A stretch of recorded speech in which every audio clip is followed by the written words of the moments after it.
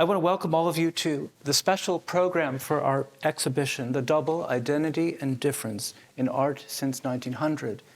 I'm James Meyer, curator of modern art at the National Gallery and curator of The Double.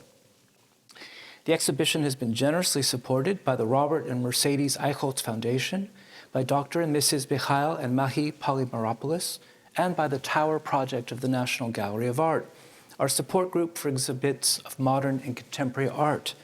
And this afternoon's event has been organized by my colleagues Ali Peel and Rachel Tonzi.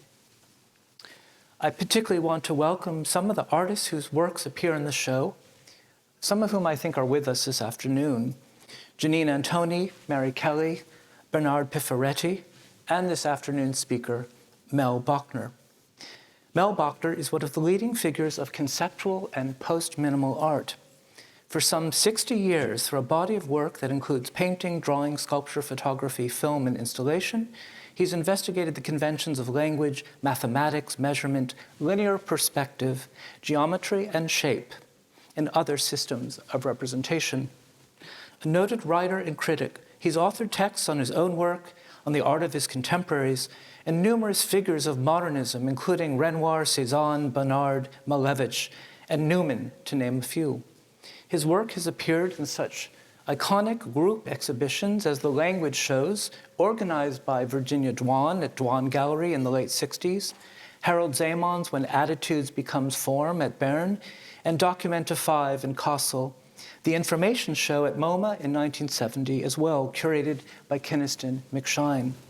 The art of Mel Bochner has been the subject as well of one-person exhibitions at the Whitechapel Gallery in London, the Jewish Museum in New York, the Haus der Kunst and Lembach House in Munich, the Yale Art Gallery, the Harvard University Art Museums, the Baltimore Museum, 2 shows at the Art Institute of Chicago, including a wonderful retrospective of Mel's drawings this past summer, and here at the National Gallery, where his powerful thesaurus paintings and works on paper were featured in my very first Tower exhibition in 2011 and 12.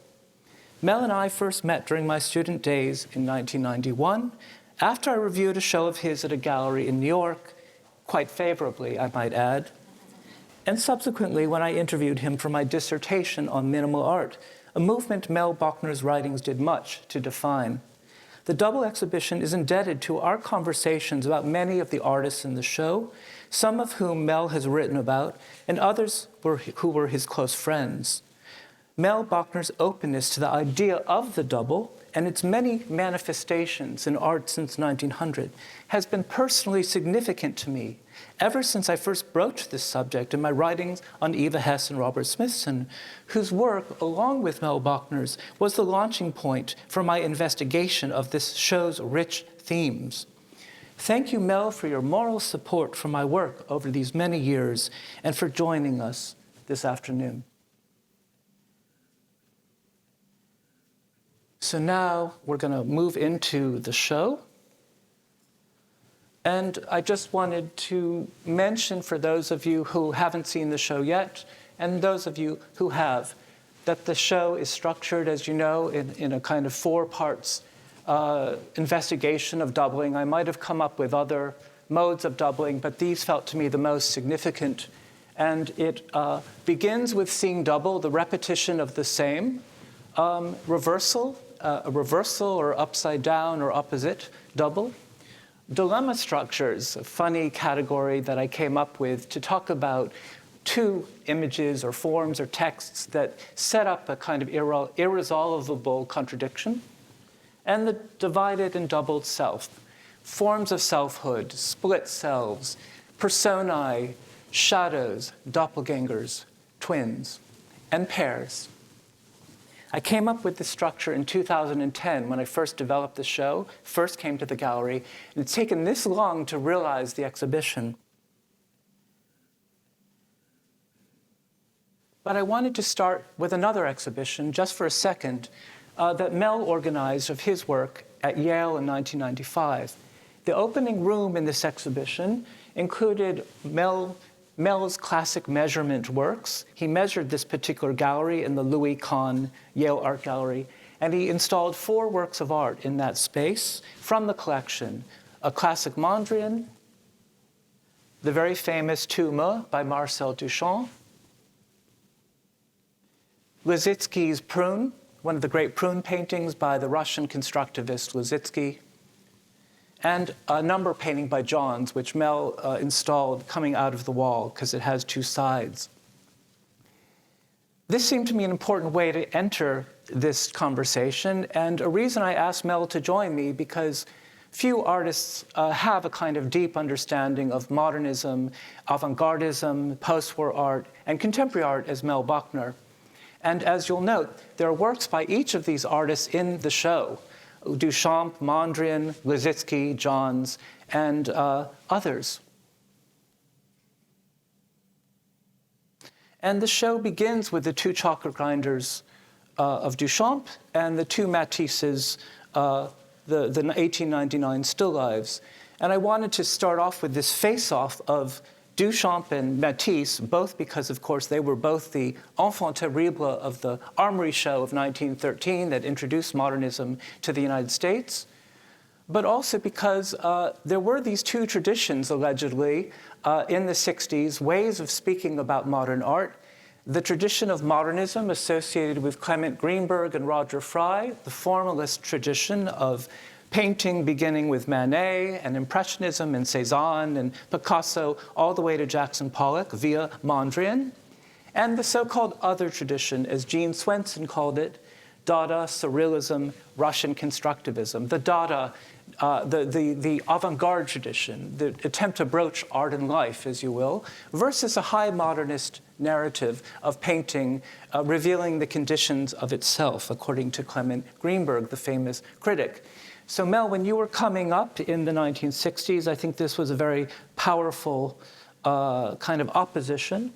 And the double show attempts to dissolve that opposition. It attempts to sort of say doubling is pervading all these narratives of modernism. And I seem to recall that Ad Reinhardt, you met Ad Reinhardt at one point, and you sort of started to think about this opposition. Well, actually, Smithson and I were walking down 57th Street where all the galleries were, and we ran into Reinhardt, who was a great talker. He could talk your ear off. And so they're standing in the middle of 57th Street. He started talking, and of course, we started listening. And at a certain point, he said, "You know, you guys, in the future, you have to choose between Duchamp and Malevich." And he turned and left. And Smithson and I looked at each other and said, why choose? I mean, what's the difference, really? And I realized that for Reinhardt's generation, that was the choice they had to make. And they all did, basically. But by when did this happen, like 67? That wasn't the problem anymore. And so I saw that as a kind of dividing line between eras, even. Because I like Malevich, and I like Duchamp, so why not? And there's this idea that was generated about conceptual art, beginning with Duchamp, that it is an art of the mind, it is not visual, it is not perceptual. It enforced that opposition. And it seems to me your work, and we'll see in the show and throughout, is both very conceptual and very visual and doesn't choose between one and the other. Yeah, well, basically, I don't really believe in ideas. And for a work of art to be a work of art, in my estimation, and not, let's say, a work of poetry or philosophy, there has to be something visual, something to look at. And that visual, be it object or not, because I didn't make objects all the time, is the entry point for the viewer. It gives them something to read, something to think about, something to question, something to make them angry, but something to engage them. And it has to be visual. But there are lots of ways that things can be visual.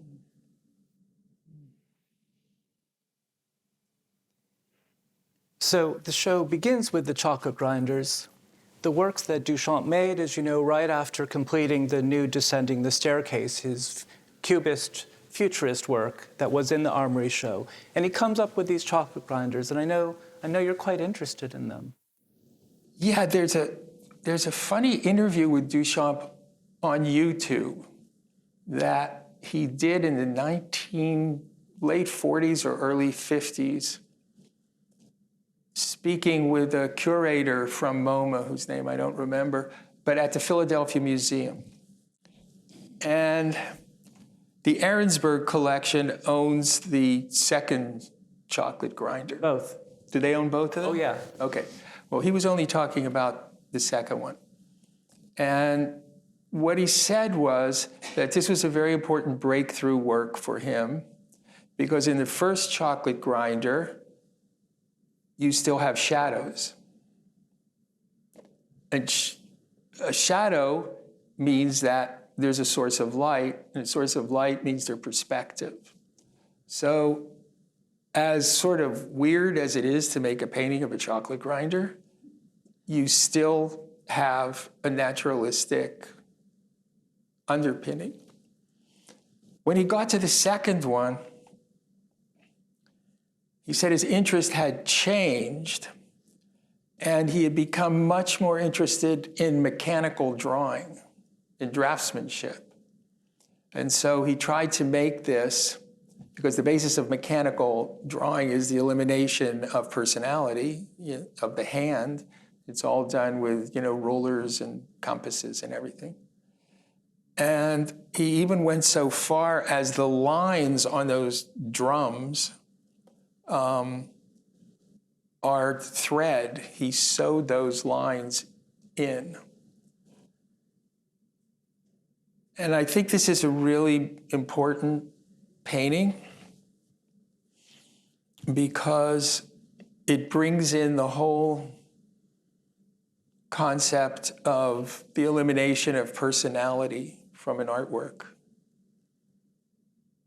which, at least to my generation, was very important.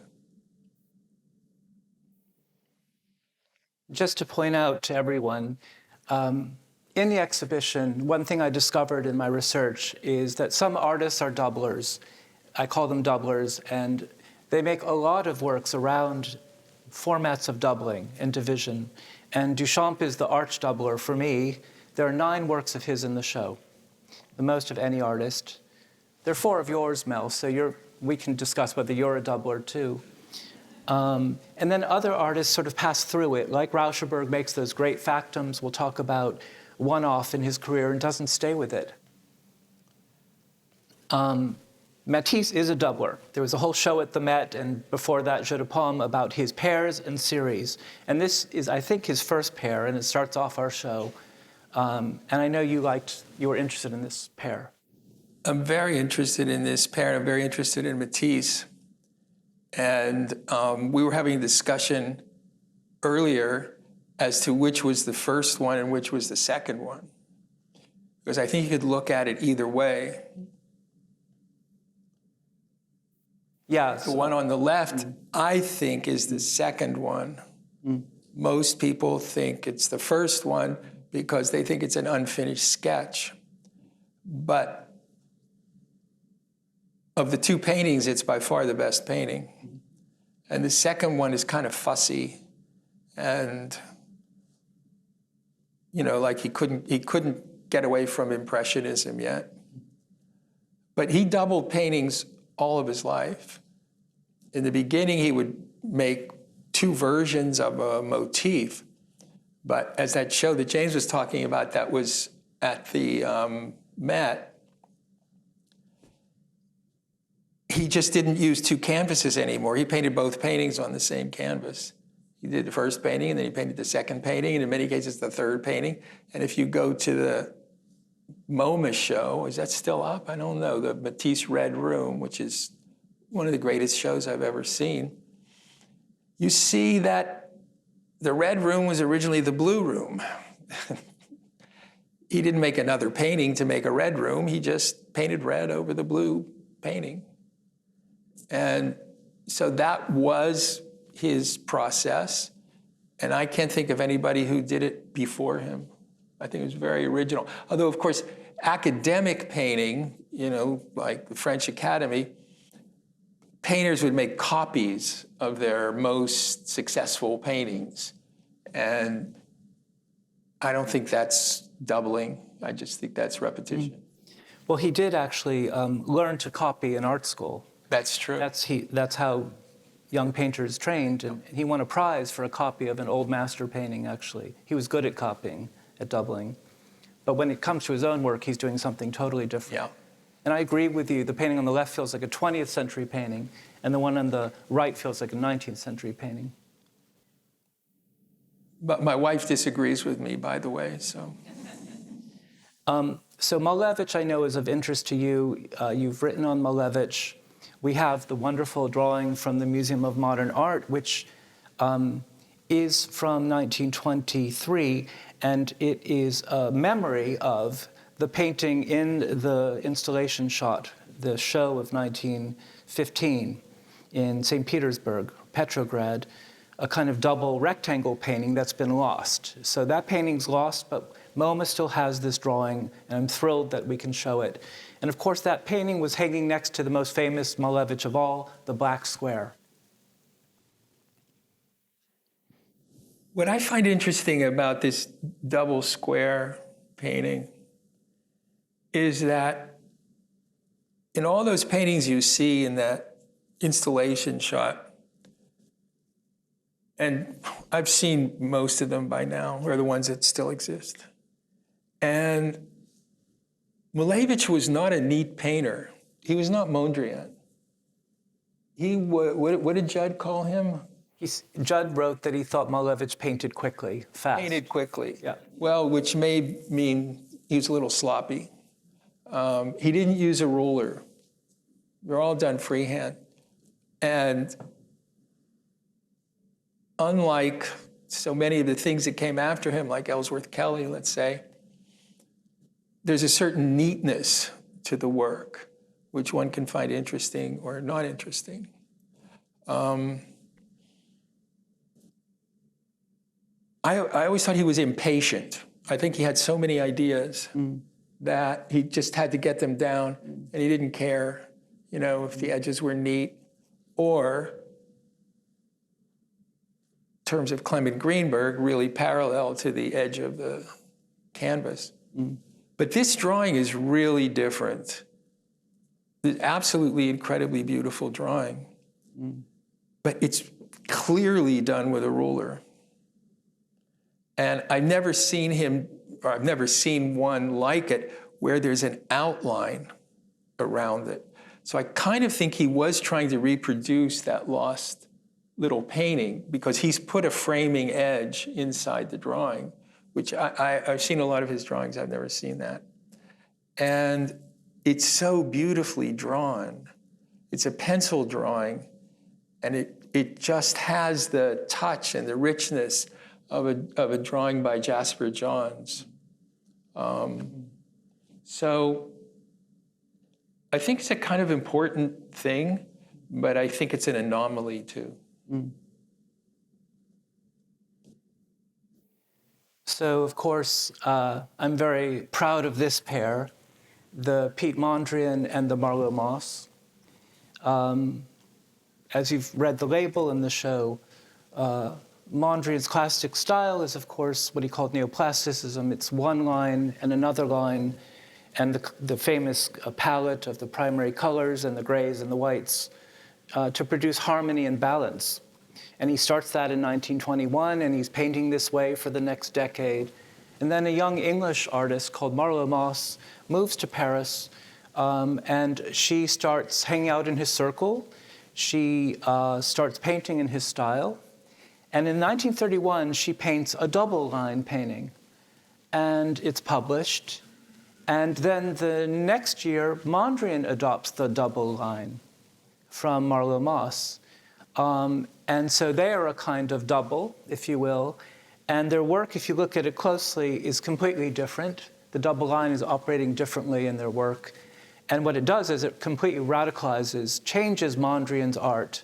The later Mondrian is now going to happen, multiple bands, colored bands, starting to get more optical. We're moving toward Broadway boogie-woogie once he finds the double line, but of course Moss did it first.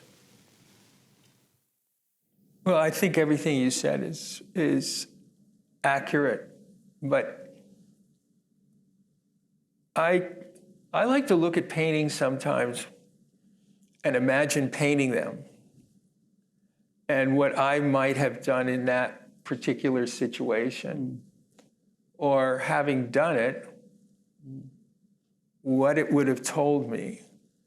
And to me, the magic of that Mondrian is that little white square where the double lines intersect, because that's his whole future. You mean that? Yeah. Because it's no longer the ground. In Mondrian, the white is always the ground. And it always is, or it's usually larger than any of the other shapes. But here, that suddenly becomes like a blip of light. Like when he did those two lines across each other, to see that was like looking into the future. They're also very mysterious because he didn't use masking tape like all good American artists do. So it took a great deal of attention and patience to paint those paintings. Wait, I would have assumed he used, how did he do it? Maybe masking tape hadn't been invented? It wasn't in Europe. He found masking tape when he came to America, and then he used it all the time. He made the paintings with masking tape and everything. But these, I think he just carefully, Wow. slowly, he drew the lines in pencil, and then he painted it in. And he put usually it seems like he put the white in last, because you can see as the paintings age, the white pigment going towards the black line gets a little heavier, and it starts to collect a little bit of dust in the ridges of the brush strokes. And it's a clue to the time of the paintings. But I think the Marlowe Moss is a beautiful painting, but it doesn't point to the future. Well, one issue with Marlowe Moss is so much of her work was destroyed, unfortunately, in World War II. A bunch of it was stored in a barn and it was bombed. So we don't have a lot of works of hers to really trace the career as fully as she deserves. It has been shown at Tate, and we have works from different phases, but to sort of trace it meticulously, step by step, is not possible because of what happened. So, of course, this is a very special moment in the show, the reuniting of the National Gallery's great self-portrait with the artist's mother by Gorky and the Whitney Museum's great painting into one ensemble. It hasn't happened since the retrospective of Gorky in Philadelphia in 2009. So this is very exciting. And I knew you were interested in these, too. Yeah, when I was a student, Gorky was very important to me. And when they had that retrospective and I saw the second painting, you really see his development as a painter and the openness that he was able to find. And I think the second one, obviously he's looking at Pompeian frescoes because that's the color range. But the drawing on his mother's face, and the way it's more of a mask than a face. I don't know, I just find this a very moving painting, and the color is incredible. It's really a great painting. I mean, it's become a death mask, Yeah. In the first painting, she's really much more present, and she's sort of disappearing in the second. Yeah, and the color goes over boundaries in a different way, which is much more like his abstract paintings that he was making at that time. But the tonality, I don't know. The only thing that I can think of, because I know that he and de Kooning would spend a lot of time at the Met looking at the Pompeian frescoes, that this must have had a big effect on him. It's beautiful. So now we're moving forward in time, and every section, by the way, every one of the 4 sections is chronological. You begin with early 20th century art, you go through post-war, late 20th century to contemporary art, and so in this first section, that's just what we're doing. We've arrived at the Rauschenberg Factum 1 and Factum 2. We've got Warhol and Stella, Eva Hess, Mario Schifano in this section. And of course, you know Rauschenberg, and you've thought about these paintings, I think, a bit. Yeah, I have thought about them a lot. And I once asked Rauschenberg if he had ever read Through the Looking Glass, Alice in Wonderland. And he said no, because he was basically dyslexic, and he said he didn't read very much. I said, well, where did you get the idea for Factum 1 and Factum 2? He said, oh, it's a very old story. He said, when I was a kid growing up in Port Arthur, Texas, our house was across from this big vacant lot, this big scary vacant lot. And one day my mother gave me 2 nickels, one in each hand, and said, go to the ice cream store across the vacant lot and get us each a vanilla ice cream. So he summoned up all his courage. He ran across the vacant lot. He plunked down the 2 nickels. He got the 2 vanilla ice creams. He turned around, ran back across the lot. He fell down, and the ice cream came out of the cone. He went home, and he said, here's your ice cream, Mom. And he gave her the empty cone. Now, I've thought about that story a lot, but I don't really see how it relates to these paintings, except I kind of think it's a parable. And I think that's why he was a genius, because he just thought in different ways. Things came to him in different ways.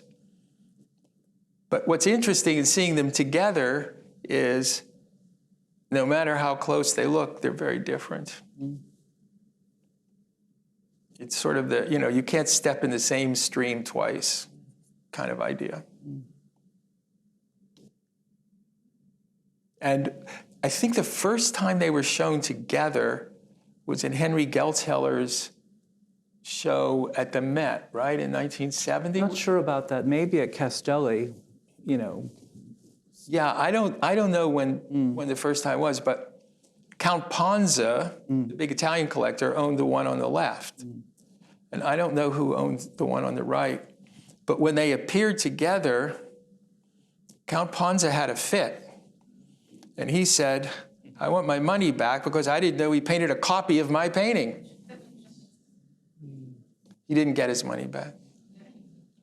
Well, it sounds like he also didn't get the work. No, but, Yeah, he was amazing. collectors aren't all perfect. Well, he was amazing. I mean, supportive of so many artists, great, great collector, but he often didn't understand the work he collected. I've written a whole essay about him not understanding minimalism.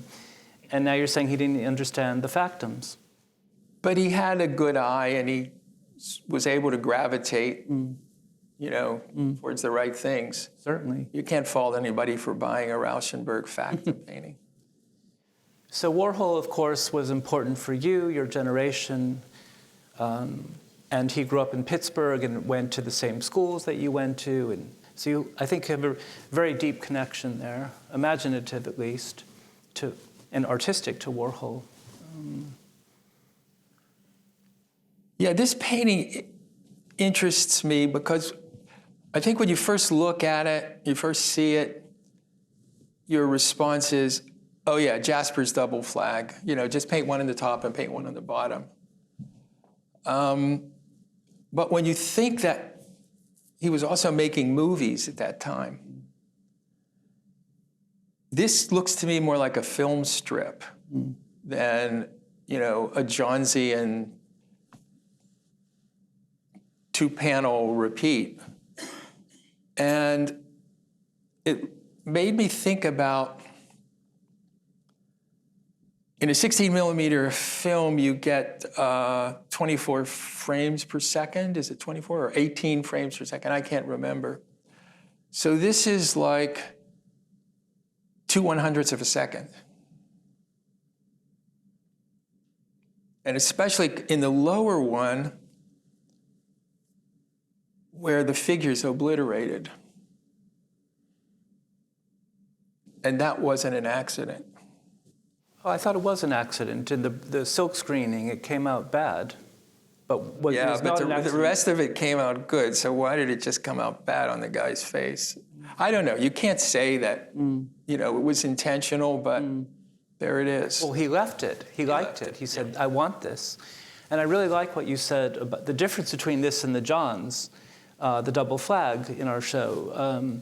Because, of course, the double is infinite, both within itself, but every time you repeat, it's different. And so Right. for Warhol to double and for John to double, it's a world apart, even though it seems alike, it's not.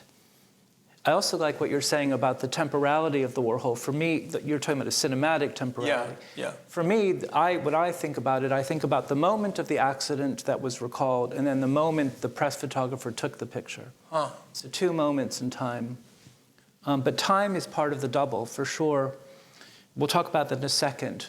And you of course, were very interested in the Morris and the Hess. Yeah, I'd never seen this Morris before.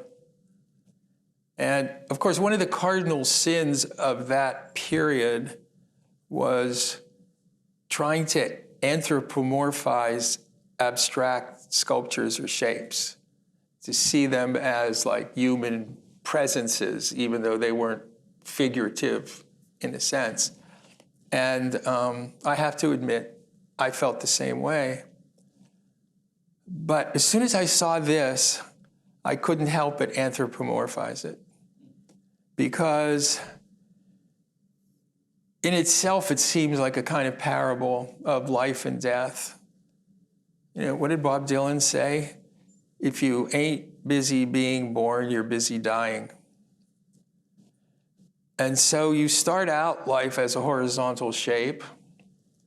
And what keeps you horizontal? Gravity. And then you fight for verticality. You fight for the possibility of standing up. And then, as you get older, gravity takes possession again, and you die horizontal. So I don't know if Bob Morris would like that, but you did tell me that Rosalind Krauss had a similar interpretation. No, Pepe Carmel, a different scholar. Yeah. But of course, as we all know, he did perform this work, the single column, and stood inside with his body, toppled it to the floor. It was a performative work in one of its iterations. But it was like a crudely made box. It wasn't a neat thing like this. But as soon as I say, I hate to anthropomorphize abstraction, we turn to the Eva Hess, which was what her genius was. She anthropomorphized minimalism. And this is a really great work, very mysterious work. And the form itself could be incorporated into a minimal aesthetic until you see the piece where with her fingers and thumbs, she's impressed this paper mache into the sculpture. And of course,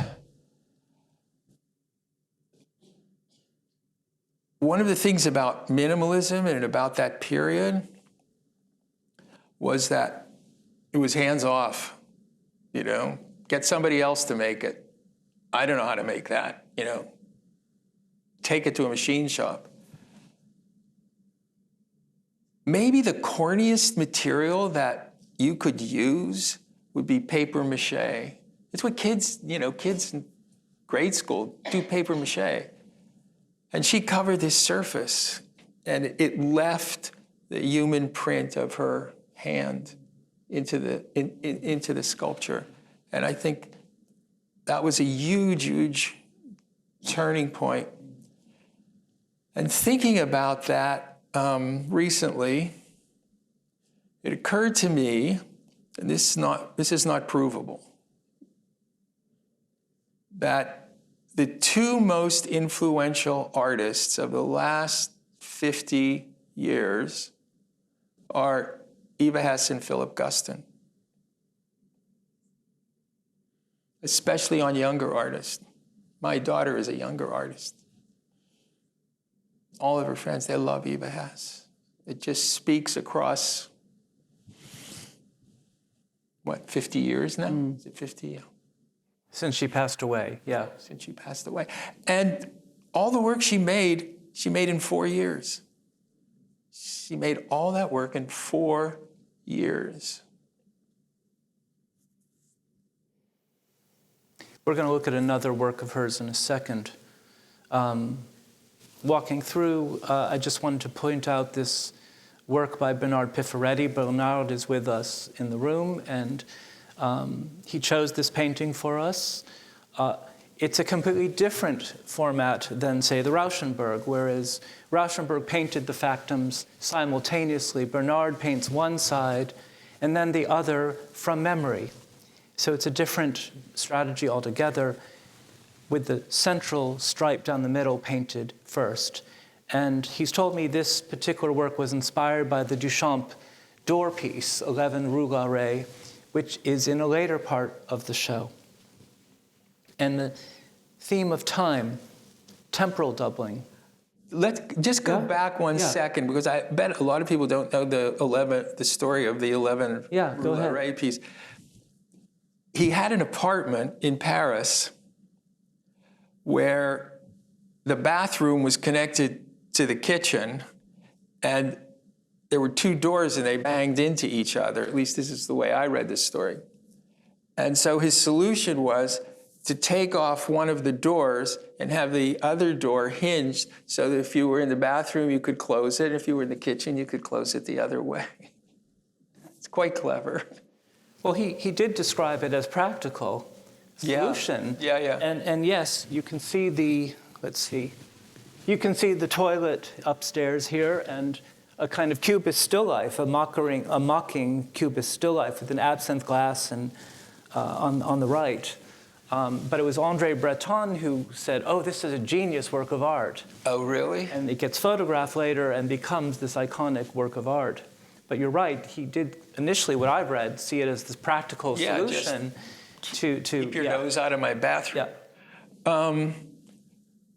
But the later fate of this piece is also fascinating, because I can't remember who owned it, but it was lent to a big group show in Rome, I think. Owned by Sargentini. It was owned by Sargentini. Yeah. Sargentini was a great dealer of arte povera in Rome. And they installed it, everybody left, and the painters came in to paint the gallery. And they painted the door all white and pristine. They destroyed it.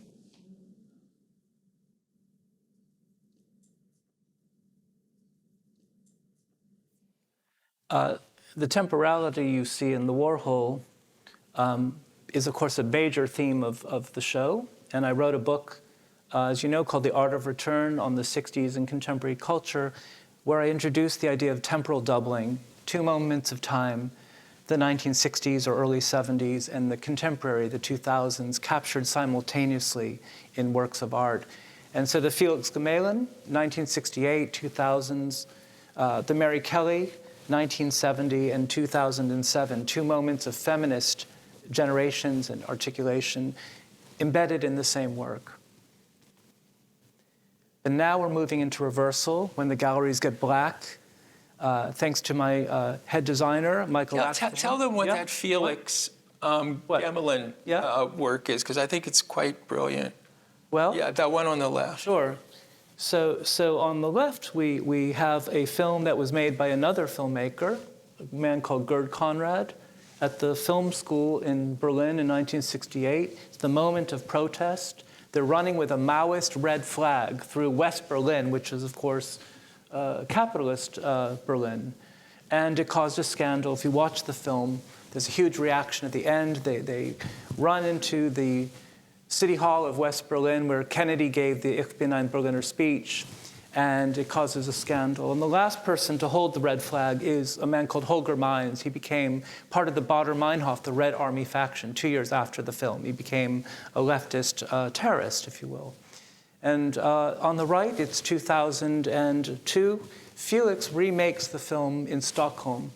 And his father was in the first film. The father was the teacher of these students, and he was with his students in the second film. So it's as much about time and generations as it is about him and his father. And his radical leftist father with his students. At the end of the second film, there's no reaction, there's nothing. Nothing. It's very Oedipal. There's no politics. It's very Oedipal. It's really beautiful. Thank you for asking. But now we've got you, Mel, to talk about yourself, your work, and Smithson's in the Reversal Gallery, where I thought it was important to connect your work and Smithson's. And Mel and Smithson, collaborated on this artwork, one of the first magazine artworks, Domain of the Great Bear. And here we have this nice photo of you and Smithson and Richard Serra from the time. And there are the enantiomorphic chambers, and this is a remake of the original work, which I think disappeared. And on the right is a show that Mel saw, reviewed at a place called Finch College. It was a college on the Upper East Side of New York where there was this contemporary art gallery. It was run by a person called Elaine Varian, who had great taste, who loved young artists, who met Mel Bochner and asked you to do the next show. And which we can talk about. And in that show was the enantiomorphic chambers and Judd's and Lewitt's. I think you reviewed it. I did review it. Well, first of all, an enantiomorph is a term from crystallography, the study of crystals. It means two crystals that are identical, two crystals that are symmetrical but not identical, like left hand and right hand. Okay? You cannot turn your left hand into your right hand no matter what you do. Maybe the best illustration is a glove. If you have a glove for your left hand, you can't make that glove fit your right hand, even if you turn it inside out. So that's the concept of the enantiomorph. This is a really beautiful piece, and I'm so glad to see that it was remade, because I can't think of anything that precedes it that deals with this issue. There are mirrors inside, and you'll see when you go up to see it. It's harder. It's easier to see than to describe. And the whole issue of the mirror, where your left side becomes your right side becomes your left side. And when you go in there and the two sides of your head, you turn and see it, it sort of catches you in a sort of infinity spiral. You know, when you get in an elevator and there's mirrors on both sides, and you look and that way it's like, and to bring that into the perception of a work of art, I thought was really great, really fascinating. And then there's your work and the Cantor's Paradox. And I seem to remember you made this in and other works from this series in your little apartment, right, on the Upper East Side? Yeah.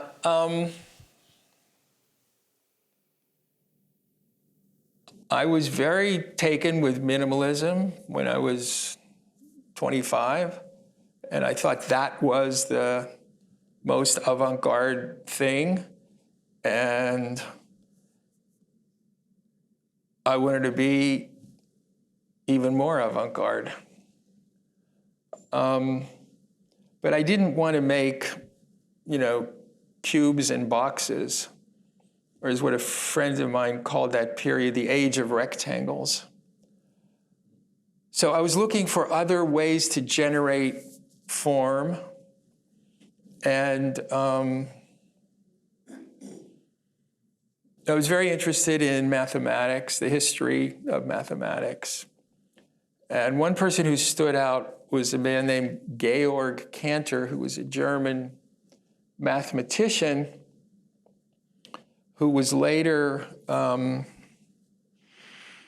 very sadly, put in an insane asylum because the other mathematicians thought his ideas were so insane and so ridiculous that this guy has to be crazy. And one of his most important or most famous ideas was called Cantor's paradox, which was, if you start counting 1, 2, 3, 4, 5, 6, 7, you eventually somewhere come to infinity, right? The end of the number line is infinity. But what if you take out all of the odd numbers and go 2, 4, 6, 8, 10, 12? Where do you get to? Infinity. Where's the paradox? Well, half of infinity equals infinity. That's crazy. How could half of infinity equal infinity? The guy's out of his mind. So that paradox, which later was accepted by all mathematicians and became one of the basis of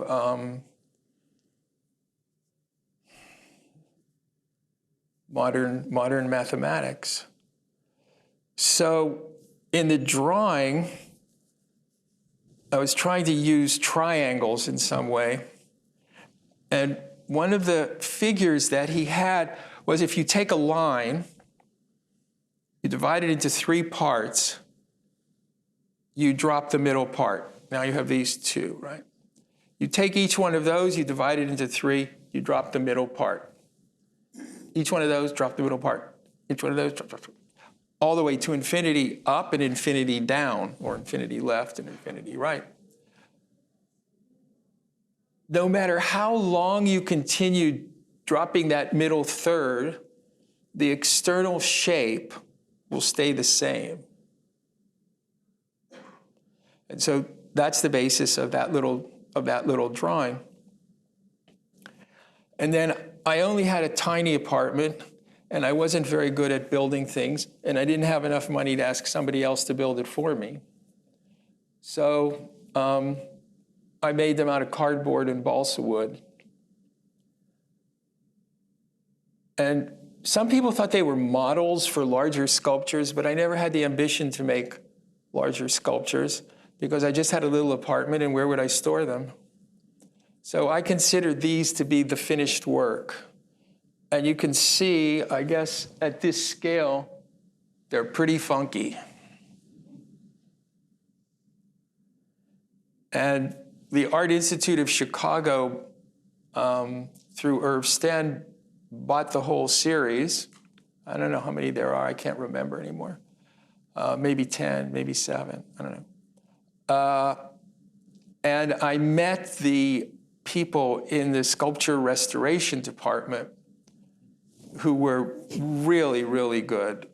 And they thought they could neaten them up a little bit for me. I said, I don't want them neatened up. Just glue them back together, and that's it. And then the color came from the fact that I've always thought of myself as a painter, and I wasn't interested in, all gray sculptures. So I thought a kind of outrageous color for this would be purple. And that's why I made it purple.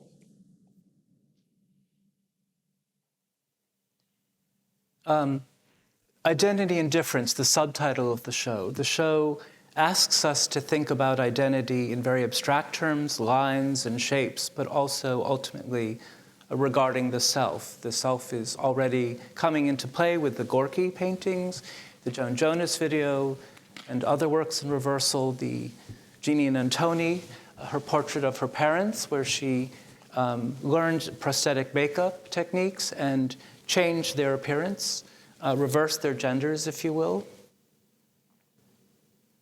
But now Dilemma, the third section, with lots of wonderful works that you see, including these works by Mel and Eva Hess, which I deliberately put next to one another. Mel, of course, was very close to Eva Hess, friends, and just showing you his wonderful portrait of her, using synonyms taken from the thesaurus to make a portrait, and then a work that she made for you, the Bochner Compard. And this is the work in our show, very much inspired my thinking, the metronomic irregularity, and the second metronomic irregularity, which I think you had something to do with. Yeah, it was one of the first pieces she showed publicly. It was at a show organized by Lucy Lippard, called Eccentric Abstraction. And it's these 3 boards with holes. She drew a grid and then holes drilled, and then these wires connecting them in a random way. So before she put the wires in, she was hanging the boards, and she asked Saul LeWitt and myself if we would install them for her, put up these boards. And I thought we did it the right way, I really do, but the wall was just chipboard. And when we left, it was in the morning, they were hanging there, they looked very beautiful, and then she started putting the wire in. Well, it turned out the wire was copper wire covered with cotton, so it was very heavy. And as she was working, the boards started slipping down the wall until they crashed. And she didn't speak to either one of us for a couple of months. But it had a happy ending because she had to finish it in one night, and they reinstalled it, and they did it better than we did. And while she was working on it that night, the director of the gallery, whose name was Donald Droll, was helping her, and they became friendly, and he invited her to join the gallery the next day. And that's how she got in Fishback Gallery, which was a very important gallery. They showed Ryman and Mangold. And so I feel a little less guilty now. But for me, it falls into this dilemma structure because she quite brilliantly combines order and disorder. Yes. And she in an interview late in life, remarked that that was what she learned from Jackson Pollock's work, that you could combine order and disorder, that the work doesn't have to be one thing. Right. And, you know, her work has this gap between the two sides. There's a between, and there's often a between in the double. So in Bernard's paintings, there's the stripe down the middle. And you did a whole work that is in the show, 7 properties of between. Yeah, this is a long story, and I've been warned not to ramble today. I was very interested in logic, and I was very interested in prepositions. And prepositions are the words that define the relationships between things. In, out, under, over, before, after, etc. They're positional words. And in logic, there's this thing about the properties of between, defining what possibilities there are to name something as between something else. But there were only 6. So I invented a 7th one, which was the stone in the center labeled AB and written at the bottom, if nothing's between A and B, they are identical, which is untrue. And I was trying to, like, in a way, plant a little mental hand grenade in people's understanding or appreciation. Most people took it for granted. Oh, yeah, there's nothing. The only person who got it was Richard Serra. The only person who, what the hell is this? Anyway, many years went by. I was at a dinner party, and I was standing behind Tony Smith. And I'd never met him. And I love his work. And I tapped on his shoulder and said, all right, Mr. Tony, yeah, Mr. Tony said, yeah. I said, my name's Mel Bochner, and I'm a great admirer of your work. And he said, oh, Mel Bochner, I'm a great admirer of your work, too. Oh, thanks. And he said, did you get the money? What money? He said, well, I was on the Guggenheim committee that awarded you the Guggenheim Fellowship for that show. I said, yeah, I got the money. And, you know, I was able to quit teaching and dedicate myself to my own work. He said, oh, that's good, that's good. Did you get the letter? I said, what letter? He said, oh, you know what? I never sent it to you. I said, well, no, I didn't get it. But what was in it? He said, oh, I just didn't want to send it. Why? He said, I was afraid of hurting your feelings.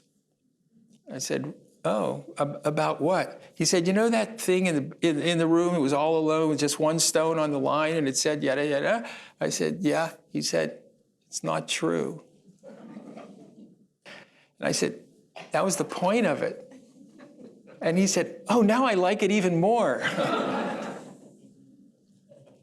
And so I said, well, I'd love to have lunch with you sometime and have a chat. Definitely, call me up. And he died the next week.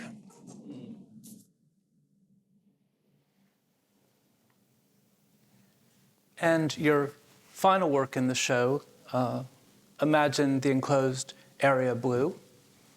Tell us a little about it.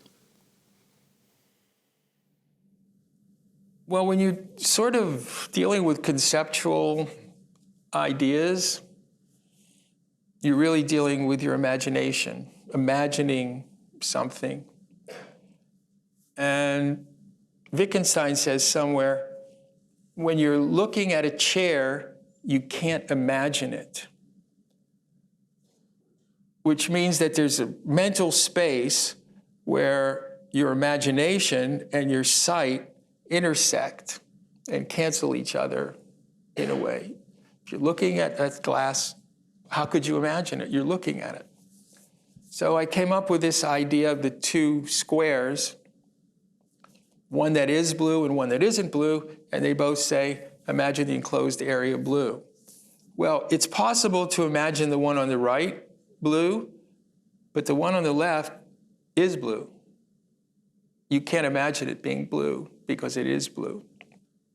So that's another kind of paradoxical situation. And at this point, I wasn't making objects. I consider these like demonstrations of ideas. And that's why I use this blue pigment, which I just rub into the wall. It's not paint. Did you choose that blue as the blue you wanted to be blue for all of us, or was it a random, it was just what was available? At that point, I had this way of working where I only used things that were already in the studio, not going out and buying stuff. So like masking tape or anything, colored pencils, things that you'd have anyway. And one of the things that I used was blue carpenter's chalk that you use to chalk a line. You know, if a carpenter wants to make a straight line. So I thought that was as good a color as any. So that's basically blue carpenter's chalk. What I like / what bugs me about the work is, I feel like it's telling me this is blue, and I want to say that's not my blue, that it causes you to think about, as Wittgenstein teaches, what is blue? And his discussion of the blue vase and the investigations, where is the blue on the blue vase? What is blue? Is that blue for me? All those questions are beautifully staged in this work. Well, that's nice, but I hadn't thought of that. Well, that's why we're having a conversation. Good. And so the final section, when we end up with the self, identity to core, with all those divided selves, works by Alison Czar and Sylvia Plath and Jasper Johns and Frank Moore and many others. And that wonderful self-portrait of Boetti as himself and himself, Alghero and Boetti. I just point out that Mel just did curated a show of his work, Boetti's and Fontana's, at Magazzino, the art space in Cold Spring, New York.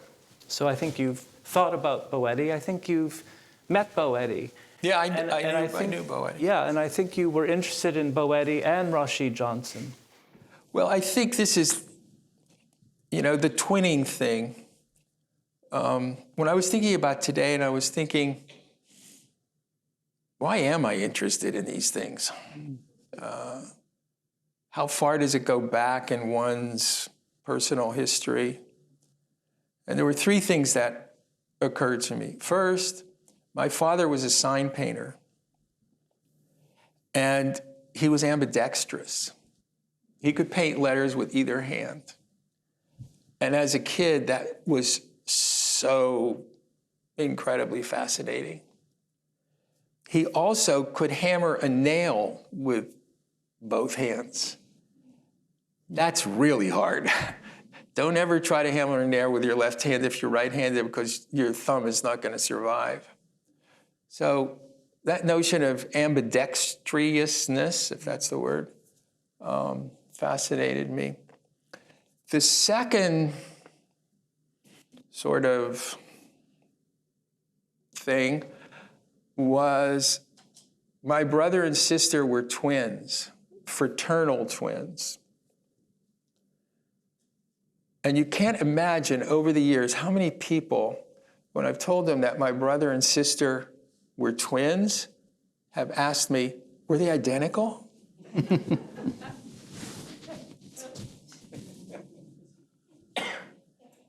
And the third sort of mental archaeological dig was that starting at age 8, I went to Hebrew school to study for my bar mitzvah.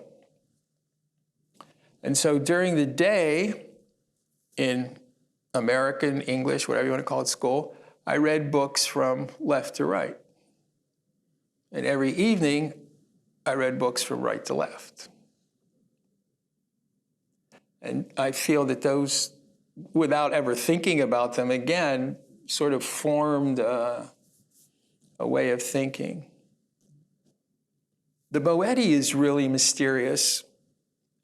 So is the Johnson. I looked at it for a long time yesterday, trying to see if he actually did just turn the negative or if he rephotographed it. And there are clues that look like, yeah, he must have rephotographed it. No, that is the same. And it's really fun to look at. The Boetti is a whole different thing. The Boetti, he did in the 60s, right? Yeah. Yeah, that doesn't, what does that say? He makes it in 68, the photo, and then he prints this 68? later. All right. That's before computers. That's before, you just take something and flip it over and what's it called? Photoshop. And I've looked at this thing really closely. Now, his idea was that this was the two sides of his nature, the good Boetti and the bad Boetti, the good kid and the not so good kid. And it has to be the same negative flipped, but how did he embed it into that background? there's no line around it. There's nothing. You can't see where he cut it out. It blends into the light of the thing. And it's a really magical, magical thing. And he's a fantastic artist. And we could have a whole conversation about your work in Boetti's and the show you did. David Toda, you did a show of Mel and Boetti. Another day. All the different selves in the show, personae, shadow selves, doppelgangers, twins, pairs. And I knew you were interested in the Gonzalez-Torres, the Ronnie Horn. Yeah, I think the work by Felix Gonzalez-Torres is kind of the heir to post-minimalism. It's kind of like post-minimalism. The ideas of installation, the idea of light, the idea of hanging things. I mean, it's not an Eva Hess, but without Eva Hess, I don't know if it would have happened. And the Ronnie Horn is very impressive, too, because the first thing it brought back to my mind, of course, was Carl Andre, who used heavy metal pieces so that you could walk on it. And here's something that's laid out on the floor using gold, which I don't know if it's real gold or it is real gold. You're not going to walk on that. And also the wrinkledness of it and feeling of the inside. I just think it's a beautiful thing. And a personal connection between them. Yeah. The story that Gonzalez-Torres and his partner Ross Laycock saw the first single gold mat in a show, Mocha, that Ann Goldstein curated. Huh. And they loved it. They reached out to Ronnie Horn. That's how they met. I see. Then Felix Gonzalez-Torres does this beautiful double light strand in '93, after Ross had died. Oh. Then Horn does her work, the double gold mats, for both of them in '95, and then he succumbs to AIDS in '96. So it's a very rich personal exchange between them. So they're works about pairs, but they are themselves, for me, a pair, these two artists.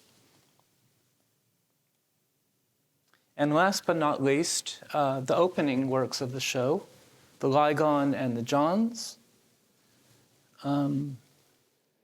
Yeah, I didn't know that you opened the show with these two works. It was only after looking through the book and the slides that they joined it in my mind. They are the bookends of this whole thing. And with the Johns, which came in the era of against interpretation, nobody ventured to say that they were political. I mean, it's an American flag, but, you know, it's just a painting of an American flag. And it was sort of verboten to see it as having any other loaded meaning, and he never would talk about it. But I did hear of one occasion, which happened in Paris, that Ileana Sonnabend told me about, that at some point in the late 50s, maybe early 60s, she showed the white flag. And I found it hard to believe when she told me this story that André Breton came into the gallery. Now, the fact that André Breton was still alive in 1959 or 60 sort of blew my mind. And he loved the white flag. And he wanted to write about it. Of course, he wanted Ileana to pay for him to write about it, but he did want to write about it. And he thought it was a great Marxist artwork. Why? He said, it's Jasper Johns spitting on the American flag. So there are many interpretations of everything. The Glenn Ligon seems not to require much interpretation. It's so clear what it is and what it's about, the upside down and backwards America, the black versus the white. I think it's a really terrific thing. And I think the juxtaposition is really important. Well, thank you. And part of it's what's at play are two generations of artists. Yeah. And that's also at play in the final work we'll look at for a second, the Robert Morris and the Josiah McElhenney, two generations of artists exploring doubling. I wanted to sort of present two pairs, two doubles at the start of the show. After we break, we're going to see a performance of the Josiah McElhenney's two walking mirrors, performed by dancers from Deviated Theater here in Washington, D.C. I wanted to point out that, as we discussed, the Morris at one point was a performative work, toppled with his body to the floor. And so too will the McElhenney be performed this afternoon. So thank you so much, Mel, for coming, for sharing your vast knowledge of art, your art, and the art of the past 100 years with us. Nobody better to talk to about the double than you. So thank you so much. Thank you.